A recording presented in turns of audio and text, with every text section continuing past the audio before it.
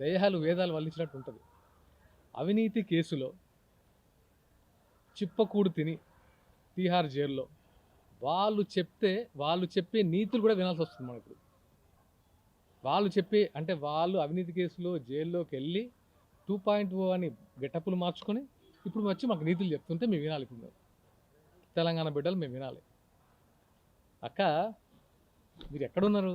ఎప్పుడొచ్చారు తెలంగాణ ఉద్యమంలో? 2000లో స్టార్ట్ అయినప్పుడు మీరు ఎక్కడున్నారు? అమరవీరులు అయినప్పుడు మీరు ఎక్కడున్నారు? ఉస్మానియా క్యాంపస్లో పిల్లలు కాదు తన్నులు తినప్పుడు ఇప్పుడు ఎక్కడున్నారు? అరే ఇదేదో ఉధృతంగా ఉంది, ఇది ఇక్కడ మంచిగా కమాయించుకోవచ్చు అని అమెరికా నుంచి వచ్చి బ్యూటీ పార్లర్లు పెట్టుకున్నారు. మీరు గుర్తులేదా? హిమాయత్నగర్లో లాక్మీ బ్యూటీ పార్లర్ పెట్టుకొని ఇప్పుడు మీ ఆస్తి 8,000 కోట్లమ్మా.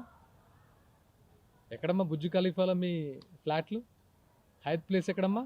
వందల కోట్ల హోటల్స్. అలాగే 50 ఎకరాల ఫామ్ హౌజులు ఎక్కడి నుంచి వచ్చినాం ఇవి? మరి తెలంగాణ అమరవీరుల పర్సెంట్, అమరవీరుల కుటుంబాల పర్సెంట్ అమ్మా చెప్పండి.